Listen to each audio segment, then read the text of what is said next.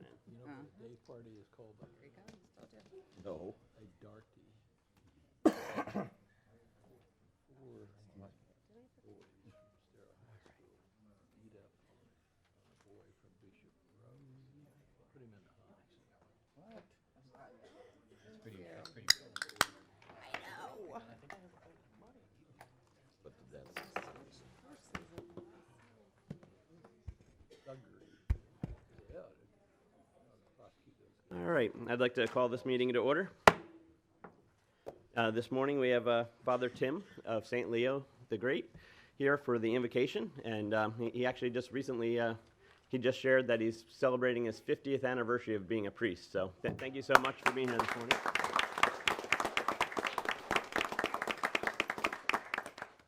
Our God continues to bless us, and we continue to carry on.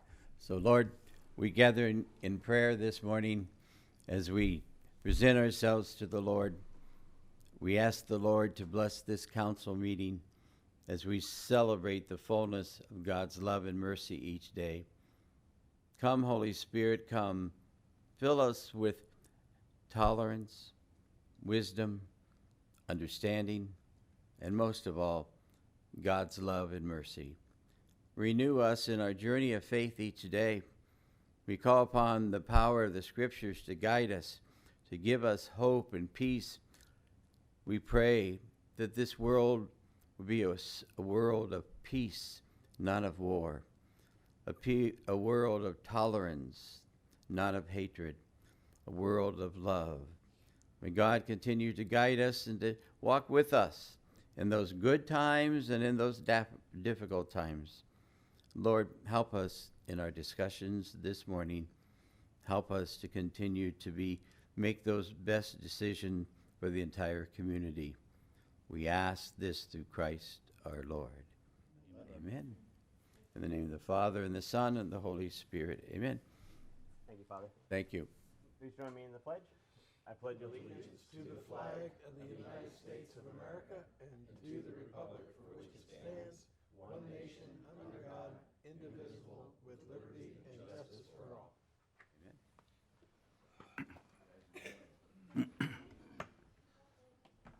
All right, roll call. Councilmember Bogas. Here. Deputy Mayor Purdon. Here. Councilmember Carr. Here. Mayor Gibson. Here. Councilmember Corey. Here. Councilmember Fullick. Here. Councilmember Fitzpatrick. Here. All right, public comment on agenda items. Do we have any registered speakers? We don't have registered speakers. Okay, anybody that wants to speak on any agenda items? All right, moving on. Proclamations, presentations. This morning we have the Bonita Springs High School girls flag football team here to celebrate their perfect season. If you guys want to come up. Did you need the bullet points?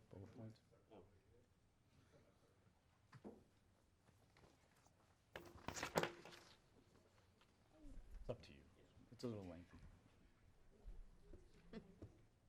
Maybe they can inspire the boys to have a dual football team.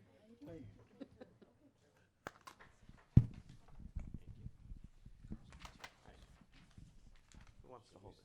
Right in the center here. Hey, should we stand and scoot in? How's it going? Let him read the proclamation. But somebody just go where he is so there's not a hole in the middle. Jim? All right, maybe come around or when you scoot over. May I? Sure. Today, we honor and celebrate a team whose extraordinary season gave our city countless reasons to cheer and be proud. The Bonita Springs High School 2026 Bull Shark Flag Football Team. Under the leadership of Coach Thomas McGuire, these young athletes played each game with grit and passion, ultimately achieving a perfect 19-0 undefeated season. They captured the district championship, the conference championship, and extended their remarkable run all the way to the regional semifinals. But the season wasn't just about winning games. It was about teammates who competed with integrity, who supported one another, brought out the best in each other, and represented their school and community with pride. These remarkable athletes are more than champions on the field. They embody the very qualities that make our community strong: perseverance, commitment, and a belief that our greatest victories are achieved by standing together side by side. On behalf of the City Council and the residents of Bonita Springs, it is an honor to recognize the Bonita Springs High School 2026 Bull Shark Flag Football Team and thank these outstanding athletes for a season that will be remembered for years to come. Congratulations.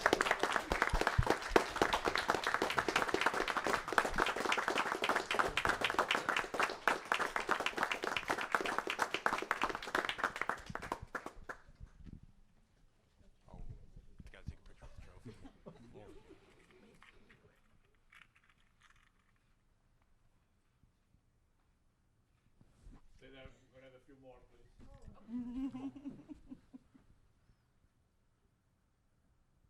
Okay, you wanna say a few words, or? I just want to say thank you to the city for. Yeah, I have a microphone now. I want to say thank you to the city for the support and the school and everything you've done for us. These girls had an amazing season in just their third season. Beat some very established teams from the Tampa Bay area, some very established teams from the East Coast, and just competed in a way that makes us proud. We have one more game tonight, actually, where Kylie Lawrence, if you want to wave, Wait. Yeah, Kylie wait. Terry, Carol Blanco, and Brianna Shamblatt will be representing Bonita Springs High School in the first annual Lee County All-Star Game. It'll be at Bonita Springs High School at 7:30 tonight. So if you want to come out and watch them and support them, you have one more chance to support our seniors from this year. So thank you so much. Thank you. Congratulations. Good Thanks so job, much ladies. for being Good here. job. Good luck tonight. Was this our first undefeated season from the high school perspective of any sport? Dude, that's awesome. Congratulations, guys. Very good. Very good. Very good. Go women. Man, look at that. Our first undefeated season is the female flag football team. Like that? That's awesome. Okay. You guys want to come up?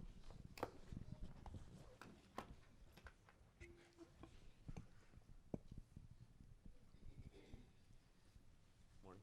How are you doing? Excellent. Good morning.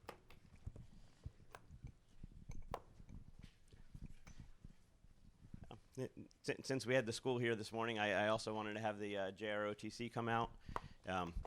In what was it, November of last year, we accepted the challenge of 10,000 for the troops to do as many Christmas cards as we could to send overseas to the troops that were deployed.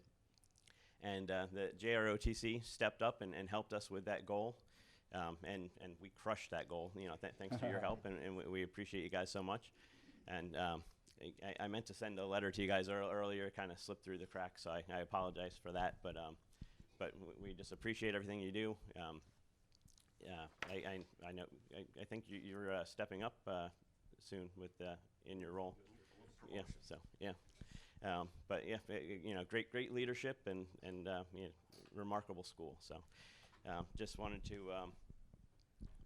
I'll read this. So. I just want to acknowledge and thank each of you for your exceptional participation in the 10,000 for the Troops holiday card campaign Mayor's Challenge, sponsored by 92.5 Fox News Radio.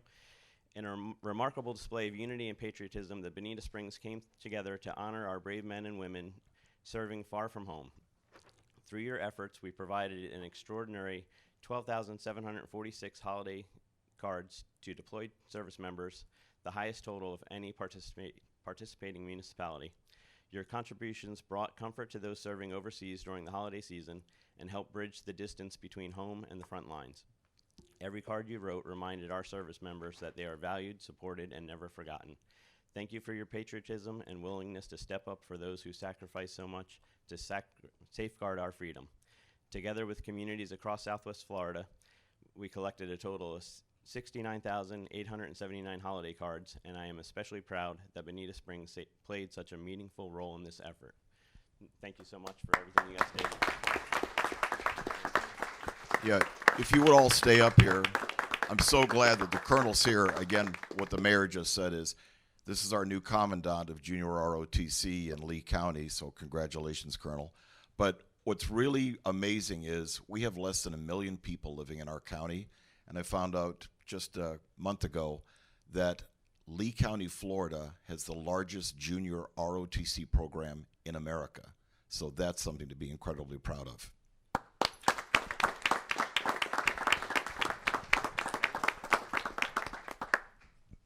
Thank you. First, just congrats to the flag football team. We've been cheering for you the whole time. You guys are amazing. Way to go. Thanks to the city and the school for all your support. We've got a strong relationship with this city between the ceremonies and the cards for troops.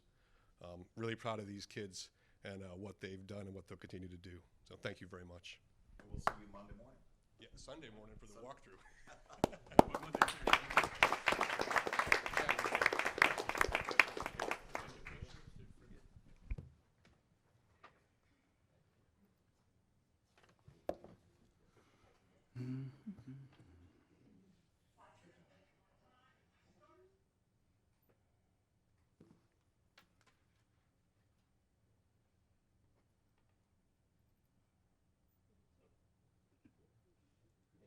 Thank you.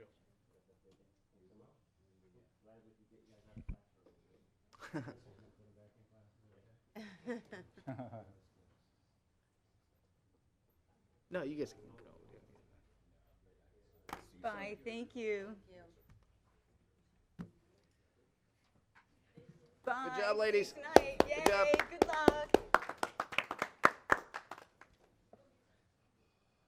Our high school. I know, you love that. First championship. Cool. Very. And we're back to our usual attendance. So,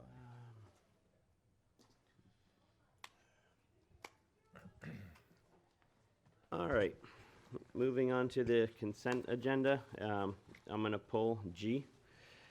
Sir, Motion to approve? okay. Second. We got a motion and a second on the rest of them. Roll call. Councilmember Corey. Aye. Councilmember Bogas. Aye. Councilmember Fullick. Aye. Mayor Gibson. Aye. Councilmember Carr. Aye. Deputy Mayor Purdon. I don't know why we're doing this, but yes. Councilmember Fitzpatrick. Aye. Motion carries. Thank you. So I pulled G mainly because I just felt like we needed to give it a little bit more due diligence on this, not kind of rush it through. Even though we've talked about it many times, the public has had many times to come in and comment on it. We have received emails, letters, phone calls, but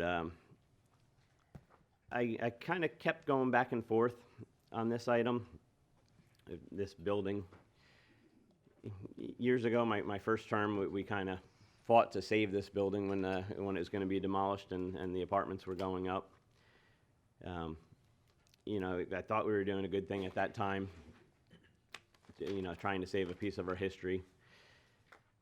But, knowing the condition of the building, had I known then the condition of it, I know I would have voted differently at that time. And especially knowing that once you moved the building, it was no longer eligible for grants, historic preservation grants to keep it going. I know there's been calls to have this moved to an evening meeting to get more people here to speak. But I feel like we've had it on the agenda enough times where people have come in and they have talked about it. Like I said, I'm very torn. I would love if there was a financially feasible way to save the building. But unfortunately, I think we've all talked about it. We know how bad a shape it is. And I think there'll be other ways to kind of show homage to it. After it's gone, DPZ showed a few things that we could build in its place. Because I know when we saved the artist cottages years ago, we spent way more to rebuild them than it would have been to just build new ones. And new ones would have held up a lot better over the years. We've had to put so much money into those things. I know there's calls out there saying that, we don't care about the city's history. But, I mean, we're protecting the Lyles Hotel. We've put a lot of money into that after it got flooded again. Like I said, the artist cottages, the Wonder Gardens, you know, what is it, the Grandma Cottage and the Welcome Center there. You know, the city does own multiple historic buildings, and in private hands there are many historic buildings in the downtown and around the city. So I don't feel like we're kind of like pushing away our history, but I do think we have to be choosy about where we spend the taxpayer money, because it is taxpayer money. I know it's been said that when we had the Historic Preservation Board put money aside for this, you know, and they felt like they were putting their money, but it's still taxpayer money, and we ultimately have to decide, you know, where that's best spent and not to waste it. So I'm pulling it just so, you know, we can talk about it a little bit more, but I don't feel that we need to put it at an evening meeting. Like I said, we've had it on many meetings. People have had plenty of times talked about it, and you know, they can easily email us. Most of them have our phone numbers. So ultimately, moving it, I don't think it's going to change my mind.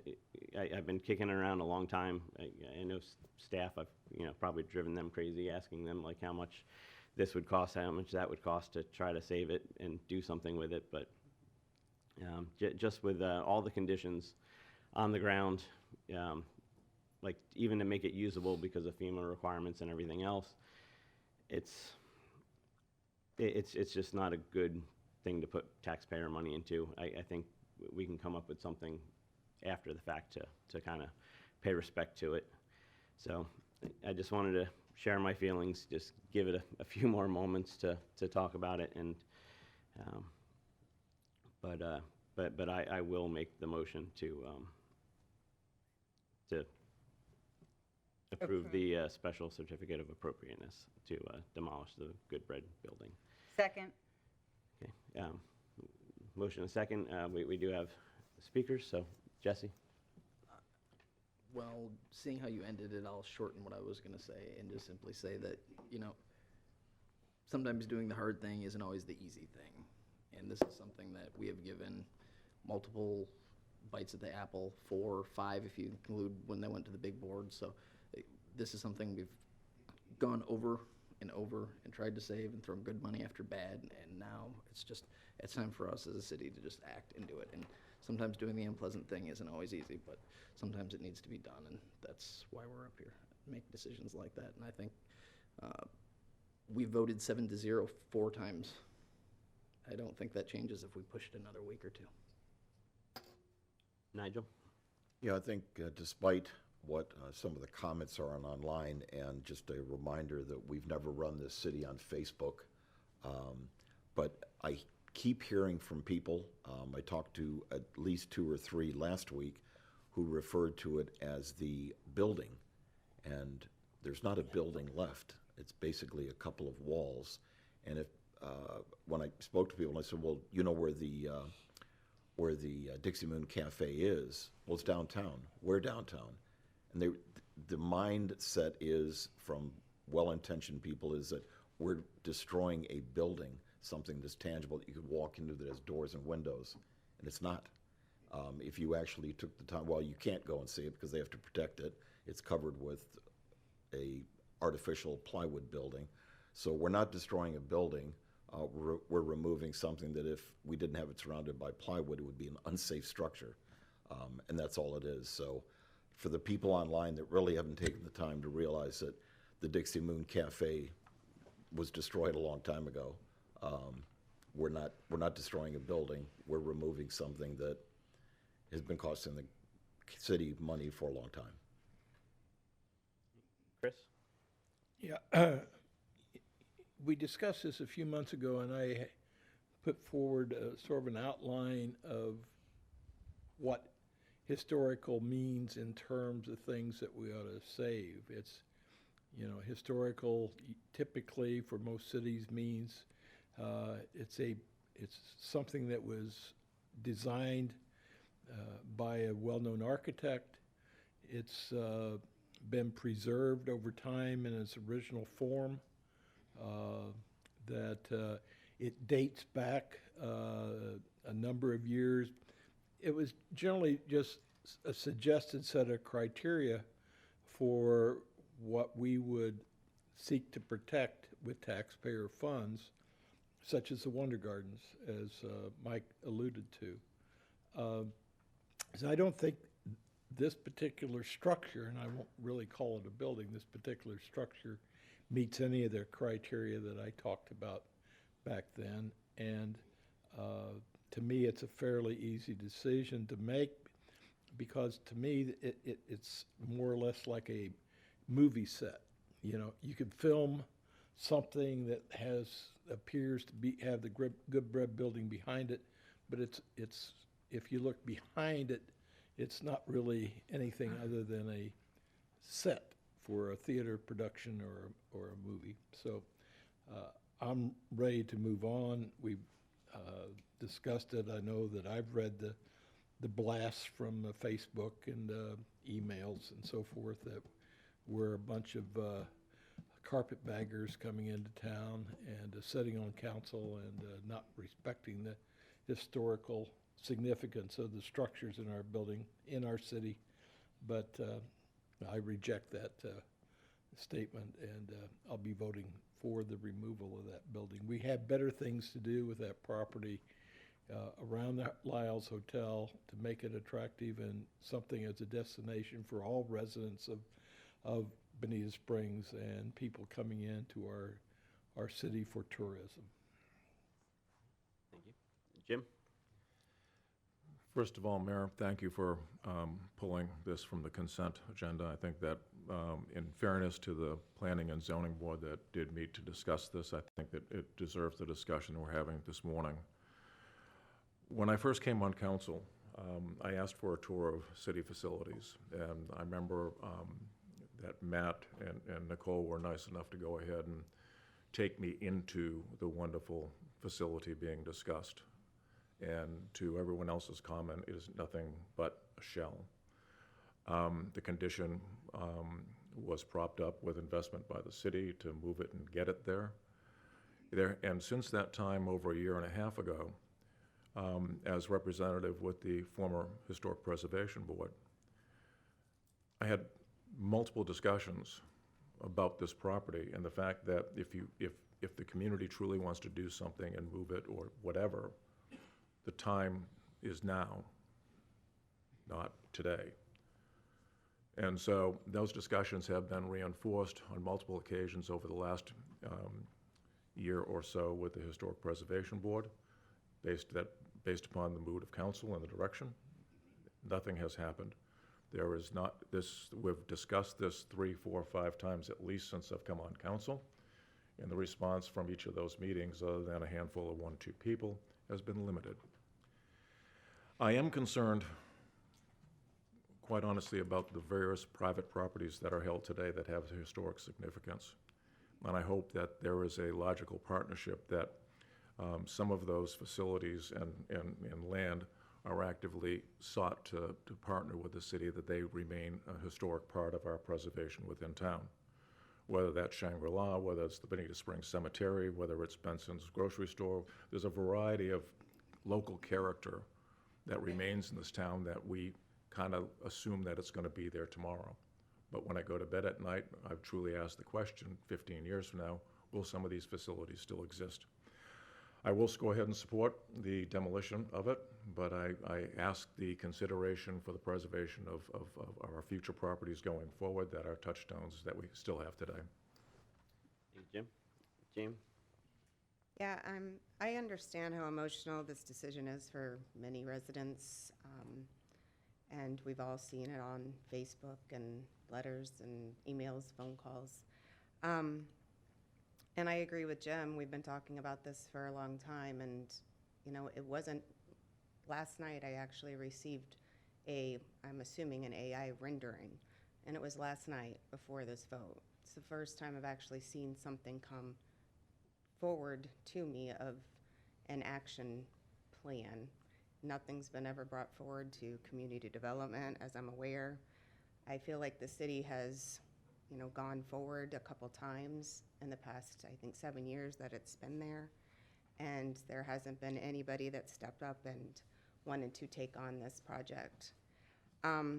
So sometimes preserving history also means recognizing when it's time to let go with appreciation, respect, and gratitude for what it's meant to our community. And I agree with it being time to have it demolished, unfortunately. So. Thank you. Right, there's a motion and a second. Roll call. Mayor Gibson, Aye. Councilmember Carr, Aye. Councilmember Fullick, Aye. Councilmember Fitzpatrick, Aye. Councilmember Bogas, Aye.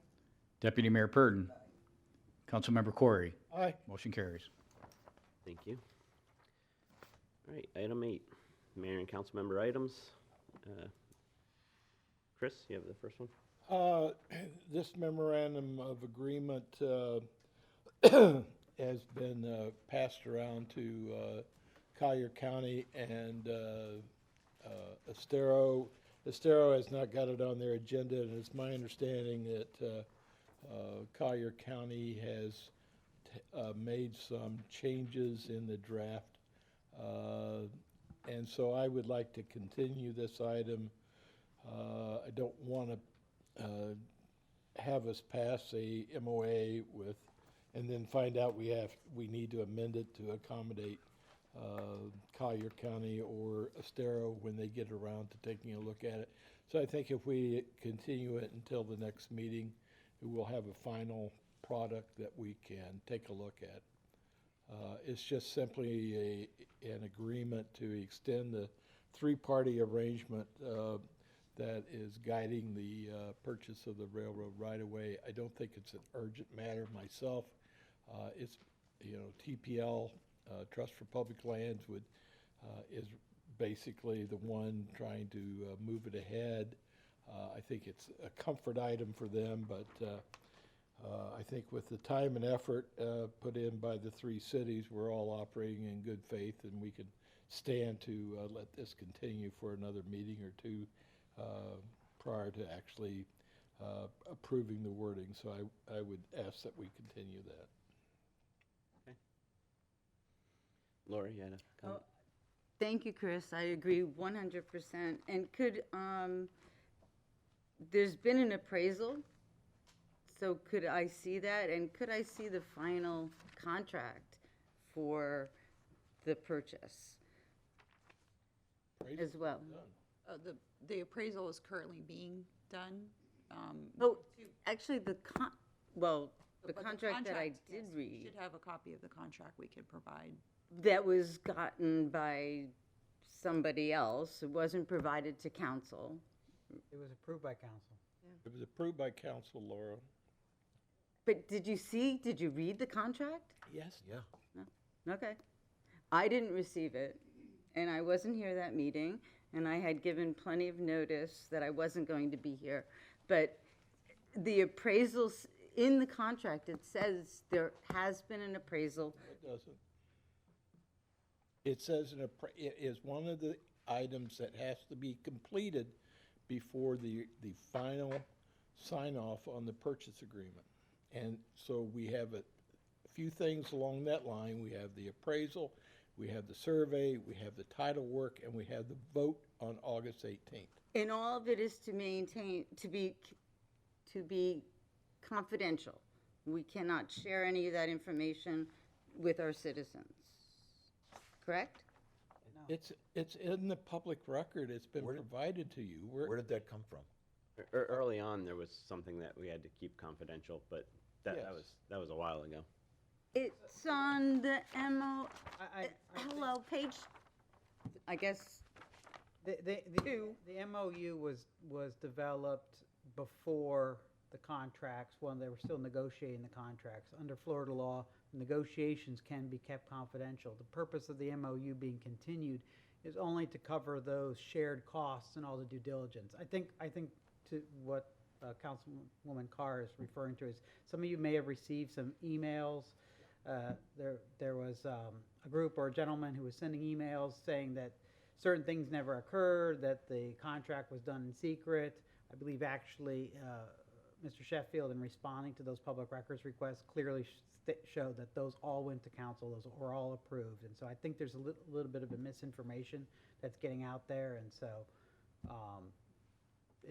if you need additional clarification, Councilwoman Carr, I'll be happy to sit down with you on it. Well, and it's purposeful. It's purposeful because the same people who are doing that are the same people who came to the meeting and bitched about things they didn't like in the contract. So now they're surprised there was a contract. So But the contract was approved by council on a 6-1 vote, and Laura, you voted against it, but but we had the agreement in front of us. So you voted against the agreement, so it's hard to believe that you're saying the agreement, you have never seen the agreement. Again, I think there's just a lot of misinformation being It's put out there. confusing, it's confusing the public. Yeah, and remember, we had multiple workshops on this stuff, and so when someone says there's other secret agreements out there, it leads to confusion, and so. Yeah, I'm just going to say this again publicly. I think it's really, it's a challenge that we're sitting up here responding to an individual, a disgraced former politician from Michigan, who's been saying that he represents the taxpayers of Lee County, when until I think it was 2 weeks ago, it wasn't even a legitimate organization. And I think because we called him out, he ran up and got himself a fictitious name registration and only became an organization 2 weeks ago. But the fact that the title is incredibly misleading, saying that he represents the taxpayers of Lee County, he doesn't. And again, same individual is broadcasting this, but if you pay closer attention, which I did look, I think he's got something like 35 likes on his website. So I would challenge him to come here with his board of directors and his members, because he couldn't fill up half this room. Do we need to vote on continuing or just? No, we'll float off the agenda, bring it back when it's ready. Okay, thank you. All right, item B.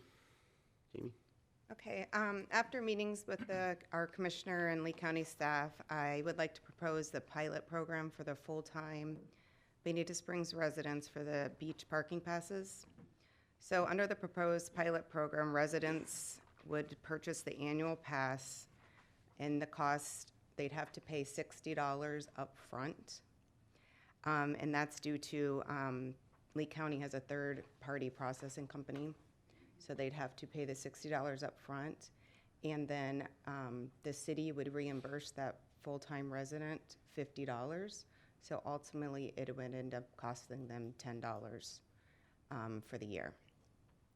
And I would like to start that June 1st, and there'll be enough to, in the budget, to have 300 passes to be able to be sold.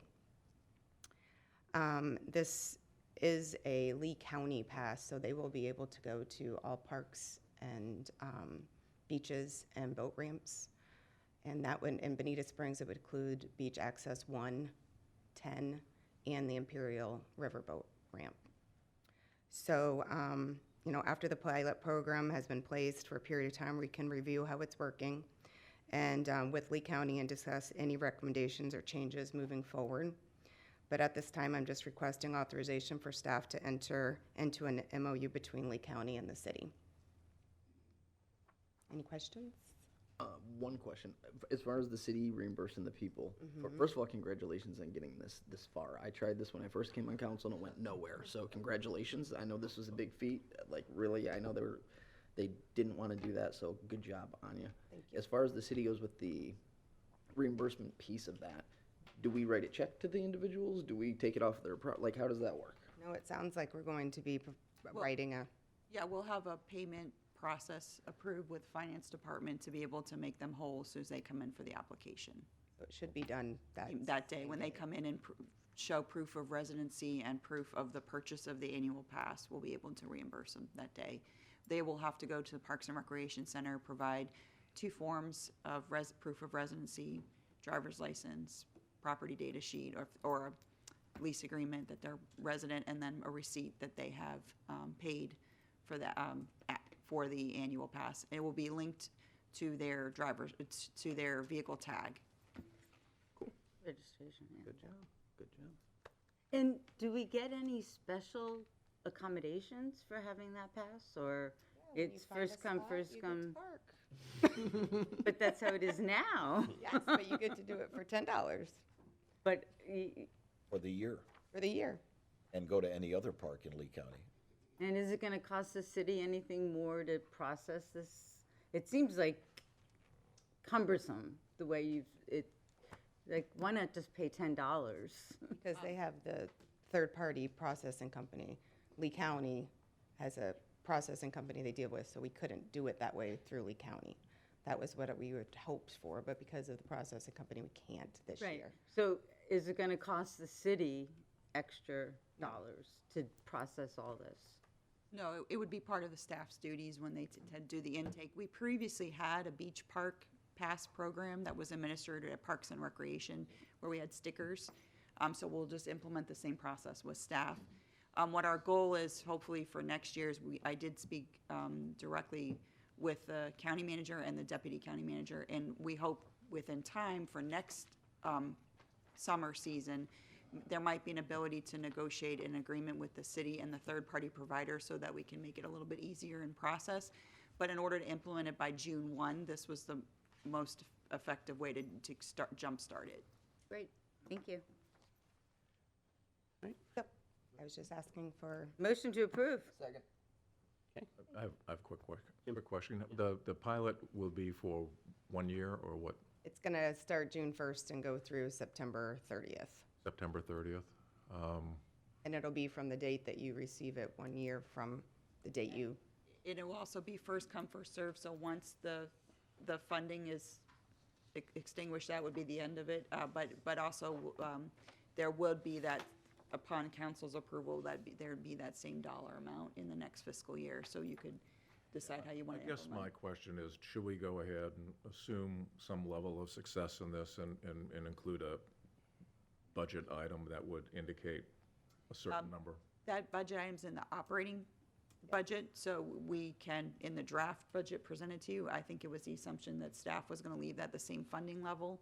And that if you see that there's a need, or if we sell out of the 300, you all may request that we increase that line item. Yeah, I just think that we ought to at least err on the side of that it will work and is well received by the community, and that we ought at least have a line item in there for its continuance, at least for the next budget year. I think there were several of us that were here, those of us that aren't carpetbaggers, when we had the pilot program. I think it was David Kellum's little boy, wasn't it, that designed that for us? Did we have more than 350? It was about 300-400 people. We're not talking thousands of, so it was thousands? Do we have any idea? It's like, no. Sorry, Nicole. Nicole Farino, Parks and Recreation Director.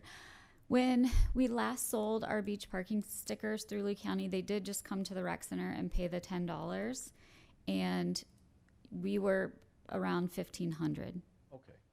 But when I to said 2,000. 1,500 to 2,000. At that time, that included the main beach park. Correct. As well, so that is not part, we want to make that clear, the main beach park is not included, it's access 1 but also access 1 and access. And 10. I never heard that it was cumbersome or problematic. No. so right now it's 300 that is going to be available. But are our parks open at midnight? Because the parking is from 12 a.m. to 11 p.m. No, they do close at sunset. So maybe, That depends on the park, the actual park, so if you'll see, which is different than the beach park. Correct. That we sold previously, they're now entitled to, on the back page, it's called P codes. All of those parking lots are included, except for the annual pass. Some of the boat ramps The are boat open ramps, later. Yeah, Yep. boat ramps. The boat ramps are open later, but the beach parks are sunrise to sunset. But like So our residents that annual use the boat parking ramp. pass, 12 a.m. to 11 p.m. Well, that's the company that does it. So I mean, they do it for parking all over the place. So it's not just for the beach parks; it's for everything. That's why it's on that sheet. But I mean, I remember back in the day when it wasn't closed at sundown. I mean, we used to have a lot of fun down at the beach playing volleyball. You know, you'd have the cars parked right up there with the headlights on and hang out like all night sometimes. And so I wish we could get back to that. But Not good for the turtles. all right, so we have a motion and a second. Councilmember Fitzpatrick. Aye. Deputy Mayor Purdon. Aye. Councilmember Corey. Aye. Mayor Gibson. Aye. Councilmember Bogaz. Aye. Councilmember Carr. Aye. Councilmember Fullick. Aye. Motion carries. Thank you. All right, city attorney items. And this is just the follow-up on the regional stormwater project. If you recall, you approved funding for each of the affected community associations, funding to help them with the impact on their lakes. So the first one, after very, very diligent hard work and following up, almost bordering on harassment by Dr. Hutchinson in the back, the first of those agreements is ready for your approval. Motion to approve. Second. All right, motion and a second, roll call. Councilmember Fullick. Aye. Councilmember Carr. Aye. Deputy Mayor Purdon. Aye. Councilmember Corey. Aye. Mayor Gibson. Aye. Councilmember Bogaz. Aye. Councilmember Fitzpatrick. Aye. Motion carries. Thank you. Anything else, Derek? All right. Arlene? Thank you, Mayor and Council. At this time, we have the presentation of the March financial report. Look at that, it's magic. Thank you. Good morning. Good morning. Perfect. Let me see if I have the clicker. I don't see the click up here. Okay. So what we have for you today, let me see how we get these to go forward. Florida released the Florida Economic Overview. So we are bringing you, thank you so much. We're bringing you some of the relevant data as we try to each year. We're going to show you near the end, as we do each week, our upcoming budget calendar. So these are such important data as we head into our budget this year, and it actually makes some projections about where we think we'll be in coming years, and that helps us. We do our financial forecast for 5 years for our capital improvement program, so it helps us get an idea of where we'll be headed on some of our revenues. Y'all excuse my tickle this morning. They specifically talked about Florida gross domestic product, GDP. Florida experienced a 3.3% increase in GDP in the fiscal year 24-25. They project 2.7% next year, and then the following year, 2.6%. And then thereafter, they're projecting a more stable growth rate of around 2%. Throughout this report, they talked quite a bit about getting back to, and the future years of this projection, getting back to a more stable growth. As we've all talked about, and we've all felt, we have been in a robust economic period the last few years, a couple years ago. So they do project that we're going to get back to more stable long-term growth rates, which are great. Our state is so huge, so when you hear about a 2% growth rate, that's still significant. This shows you pictorially all the states. I love these type. I've got a couple of these. These are quite fascinating.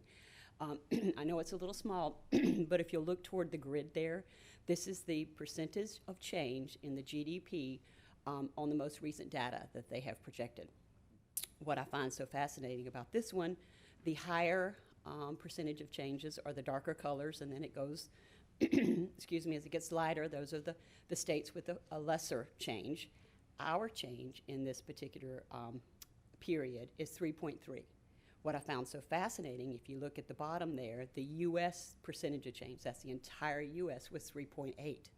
I think that's pretty good when our state is very close to the entire nation's change. Florida's personal income. They disclose that in 24-25, the increase was 5.9%. And they believe it's going to hover about 5% for the next 3 fiscal years. And then thereafter, it's expected to experience, again, a more stable growth rate at about 4.8 or 4.9%. One thing that they did talk about, and we're going to talk about this a little more, is that Florida's personal income is not projected to go down, which is a good thing for all of our residents, for everyone. But For the employers, we just need to be aware, we've talked about this the last couple of years, we're not projecting to see significant decreases in what the employers are going to have to pay for various reasons. We're going to talk about a few of those going forward, which is not something we weren't aware of, but when they look at the current outlook period, they're seeing that continue. Again, we've got all the states here for Florida personal income. Again, the higher percentages of change are the darker color and going to the lighter with the lower. Our state, one of the highest, 6.7%. Great news for our residents and for our state as a whole. Look at it compared to the U.S. percentage. That's down there in the corner, 5.5% for the U.S. as a whole. So again, our residents are outperforming the nation with respect to their personal income. Florida's labor force participation rate. Again, the state has been tracking this particular data point for a number of years because we have generally seen a lot of pressure and a reduction of our labor force participation rate, and we'll talk about that. There's a 57.6% of the Florida's population participates in the labor market at the most recent measurement. Again, about 58%. That's quite a smaller portion of our population who are participating in the labor market. That's expected to decline steadily until the fiscal year 34 to 35, which is 4 years after the last baby boomers reach retirement age.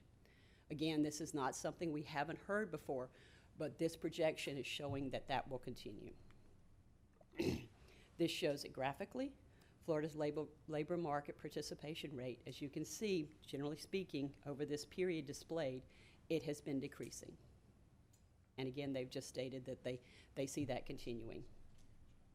Y'all forgive me for slicing our state in half in this in this graph, but I thought it was important and I wanted to show it to you and have you be able to view it. This is the percentages of seniors for each individual county throughout the state. The lighter colors, the yellow, are less seniors, and then as it goes toward the more brighter, darker colors, more seniors. As you can see, our county, Lee County, and even Collier County around us have a significant amount of seniors, second from the highest. Population growth by age group. Florida has forecasted to grow by almost 3.4 million persons from 2020 to 2030. That's a lot of people. But where the growth is going to map out our economic indicators, the way our economy moves as a whole. 52% of those gains are expected to occur in people that are 60 or older.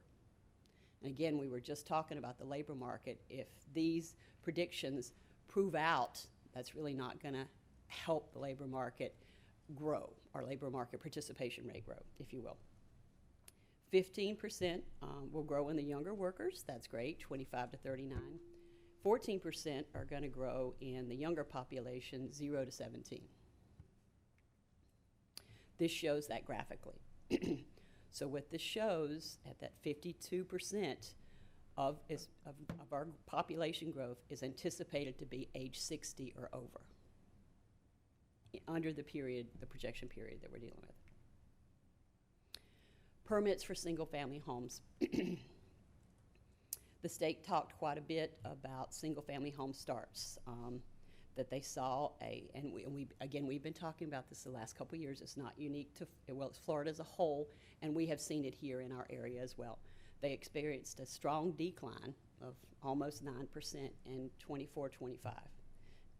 And the state has projected a more significant decline this current year, 25-26. The next year, they hope it's flat. The growth rate is basically kind of flat. And then thereafter, they're hoping that the annual growth rate will be positive and will run about 1 to 2%.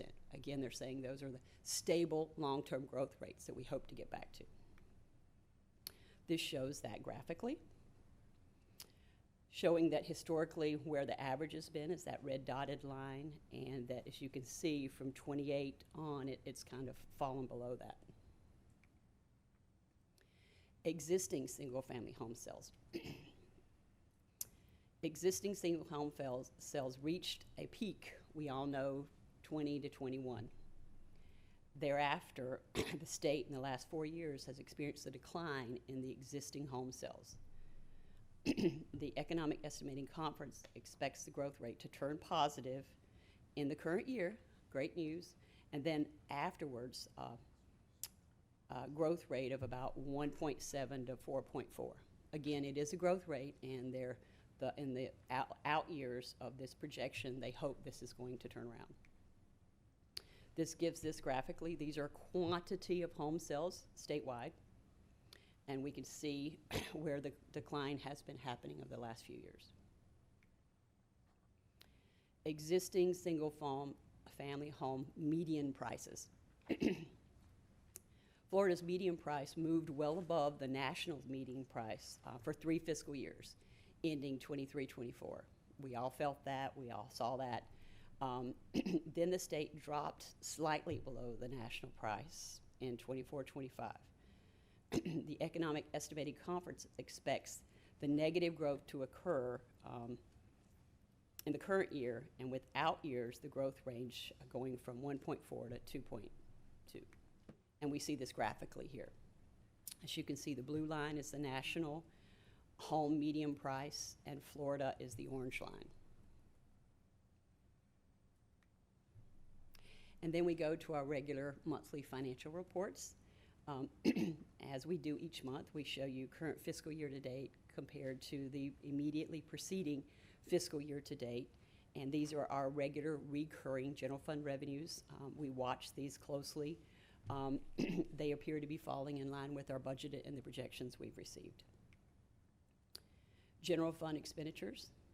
Generally speaking, these are our regular recurring operating expenses. The first data series is the current fiscal year to date. We're about 6 months through our fiscal year. The second data set is our immediately preceding fiscal year. As we talk about each month, our state and our city is still experiencing some inflationary factors. We have budgeted for those. These numbers are over the prior year, but we have accounted for those in our budget projection. Restricted revenues. These are our revenues that are restricted for a specific purpose. The first one here are building permit fees. As you can see, we're actually moving above last year, which is good.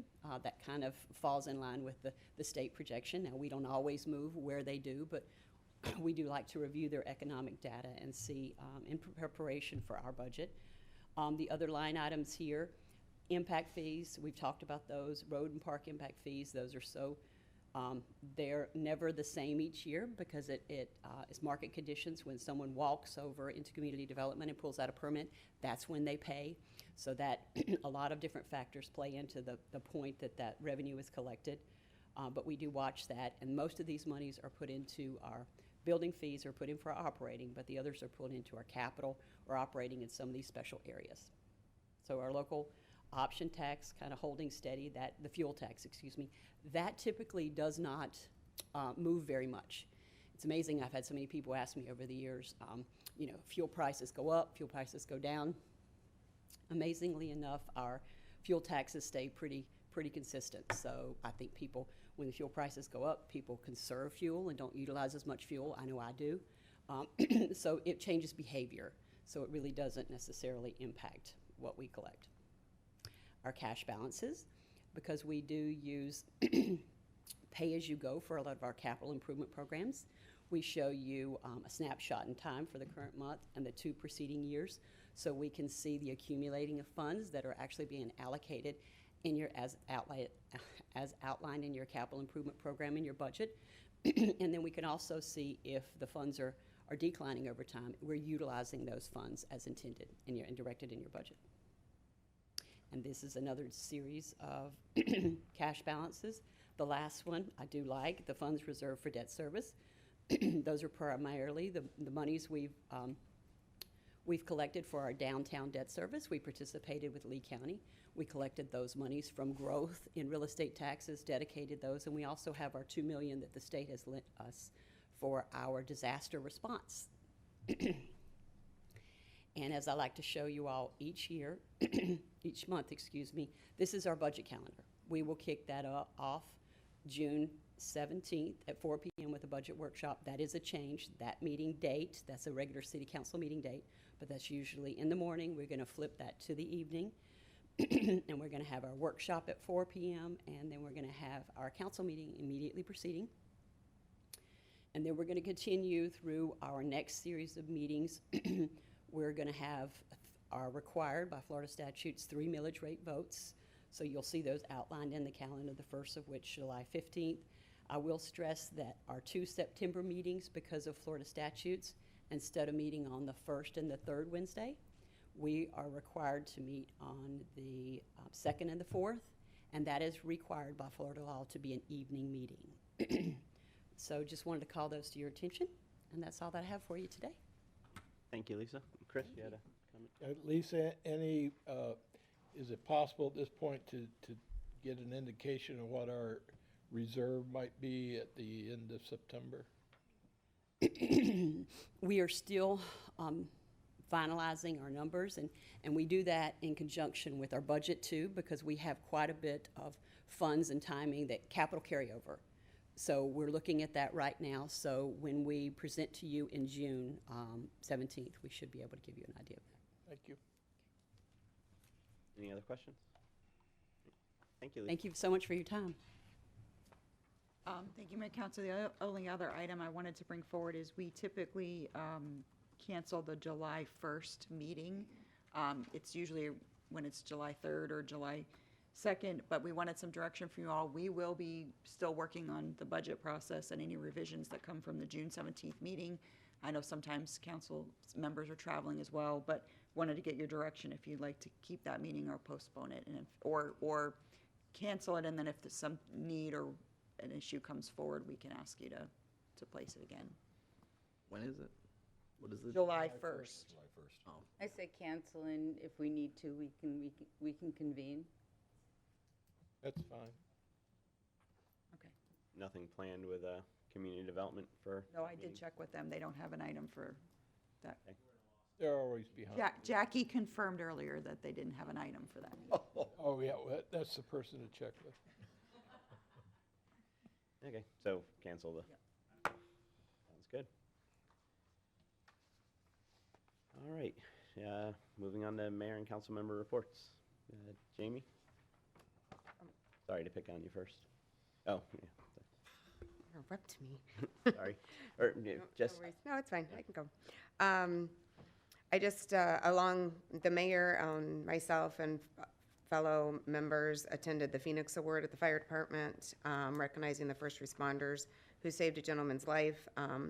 Although the gentleman was unable to attend, he did call in and they put him on speakerphone so he could personally thank the first responders that were there and involved in that. There was also 6 firefighters that were recognized for their 1-year service pins. They made it through. Greg DeWitt, Chief DeWitt, said a lot of nice, great things about all of them and the first year of them serving. And 1 firefighter receiving a 5-year pin. It's pretty neat and amazing to still see the fire department growing, the leaps and bounds that they are still at the pace and serving our community. They just hired, I believe, 11 more firefighters that are in orientation currently also. And they have a new fire truck coming to Station 27, which is on Little Hickory, that they are equipping right now and hopefully be in service within the next month. And condolences to the Sandiali family and thoughts and prayers to them. But that's it for me. Jesse? Yeah, real quick. Once again, good job on the beach passes. Thank you. That's not an easy task. Congratulations on getting that done. Also, same thoughts with Sandelli and his family. Just very unfortunate. He's a great guy. She was a great woman, and really sorry to see him in this situation. Last but not least, some of you have been following it, some of you maybe not. The House and the Senate, state legislature have been going back and forth about the budget. Okay, so you're looking at right now. This main source of contention is about $1.4 billion differential between the two chambers. That said, we still have a number of things, everything's still in play. I spoke to Botana already. I spoke to Botana on Friday, and I talked to Senator Martin this morning. You know, they have a request. I feel like things are going to be, you know, things are on a good trajectory. That said, the $1.4 billion differential is a significant differential, and the governor is supposedly going to be very active with the veto pen this time through. So, I mean, we're in a good spot now. That doesn't mean it's where we're going to end, but I think we're farther along than we've been in previous years. So, you know, depending on how they bridge this $1.4 billion gap, I think is going to say how much we're actually going to get. But I feel like we're in a pretty good spot. That's it. Thank you. Laura? Condolences to Ray and family, and I'm good. Thanks. Chris? Yeah, condolences to Ray and family about the passing of his wife unexpectedly. Those situations are always shocks, and the longer I live, the more of those shocks that I have to deal with. So, you know, it's part of the circle of life, I guess. I did want to mention briefly that there's a new report out on FEMA, the FEMA Council review. And I don't know how quickly it will impact us, but you can tell that there is bipartisan support in Washington to push more of the responsibilities associated with disaster recovery from hurricanes such as Ian and Milton back down to the states and to the cities, which means over the long term that we're going to have to look at ways in which we build resilience. And that would be everything from, well, if you can just basically think of Dutch-style engineering, would be everything from berms and flood control gates on the rivers and so forth. We need to start thinking about that because I think that's the way it's going to go. 37% of all flood insurance is carried by Florida homeowners. So we, in Washington's eyes, we are a problem. So keep that in mind. Second thing I wanted to mention is that we have continued to try to increase the number of cell towers in Bonita Springs, and fortunately, technology has moved ahead and may be solving the problem for us. The sky may become our new cell tower. Satellites are going up. The whole IPO that Elon Musk is having with SpaceX will result in the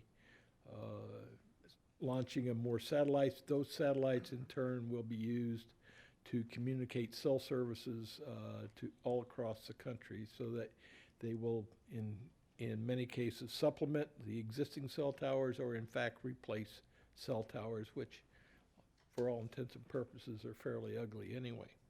So keep that in mind. Second, as Jesse said, the budget, the state level is not easily reconciled between the leaders of the House and Senate. That's the bad news. We'll see where we come out on the appropriations. But the good news is I think Southwest Florida and Bonita Springs in particular will probably benefit from a change in leadership of the legislative leadership teams in both the House and Senate come the next session. So while there's bad news at the current time that we're having to deal with, there's light at the end of the tunnel for the next session. Chris? Nigel? Thanks, Mr. Mayor. Just two things. One is just a reminder to everybody that Monday, 9 a.m. at the Lyles Hotel this year, not at the Riverside Park, at the Lyles, we'll have our Memorial Day service, and you saw some of our cadets here. They will be our honor guard this year, so excited about that. Secondly, again, to the Sandelli family, it's certainly a tragedy. Spoke to Ray yesterday, and I think the biggest gift all of us could give him right now is not calling and asking what happened. Just give him some time to get through things. He has an incredible support group around him and his family, so I think he knows that everybody here cares and are thinking of him, but to everyone, just give him a little time and space, and that would be a great gift. Thank you. Thank you, Nigel. Jim? As I age, I realize the frailty of life, and again, my condolences to the Sandelli family. It's just a sad situation. In addition to the Memorial Day ceremonies on Monday, I do want to do a quick shout out for whoever can support our Scouting America program on Sunday. Troops 109 and 901 will be doing the flag ceremony and placing flags on the graves of veterans at the Bonita Springs Cemetery at 9 a.m. Traditionally, that was hosted by the DAR. It's not this year. One or two of the members will be there, but any support to just be there, recognize them, and thank our Boy Scout boys and girls in Scouting America for the efforts that they do and continuing forward to remember those that particularly here are buried here in town. That is at 9 a.m. at the Bonita Springs Cemetery on Sunday. It should last no more than 45 minutes. So, thank you. Thank you, Jim. I also want to express condolences to the Sandelli family. It's you know, you hate hearing about something tragic, you know, unexpectedly happening like that. But just continue to keep them in your prayers, and I certainly will. Hopefully I'll see everybody there on Sunday at the cemetery, and then on Monday for the Memorial Day. I also just wanted to reiterate the upcoming council meetings. Our next one is a normal council meeting, 5:30 on June 3rd. But then on June 17th, we are doing an evening meeting, and so it'll be a 5:30 meeting, but we're having the budget workshop at 4 o'clock. So both evening meetings next month. So and that's all I have. Public comment. Do we have any public comment today? All right, seeing none, is there a motion to adjourn? Adjourn, please. So be it.